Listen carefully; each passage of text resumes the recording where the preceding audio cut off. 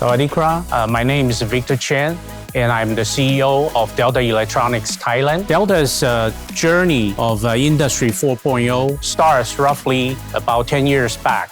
Internally, we call this Delta Smart Manufacturing. Through the rationalization of production process and build up of automated machines and also building up of digital technologies, we are able to automate our production with real-time data collection through IoT systems and devices so that we can improve our quality just in time and also improve our production efficiency significantly. Through this process, we have built up our automation department. Many of the automated equipments we built by ourselves. Of course, there are many equipments that we also buy from external third party.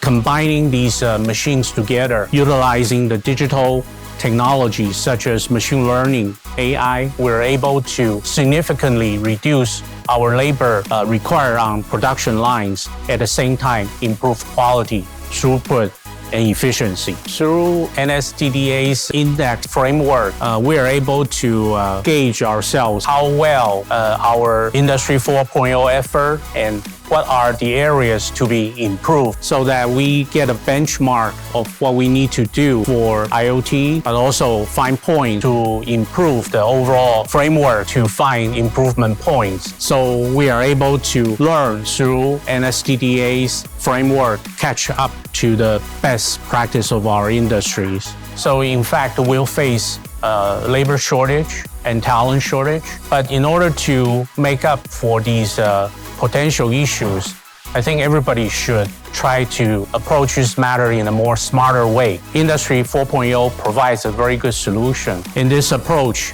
we can reduce the number of people, improve quality and efficiency. It's never too late to start this process because through this transformation to more technically oriented talents to be able to master the digital technology, whether it's machine learning and also AI for the very popular approach these days. It does take time to change ourselves and transform the whole manufacturing system. And I urge everybody to start the process of change from now on. Thank you.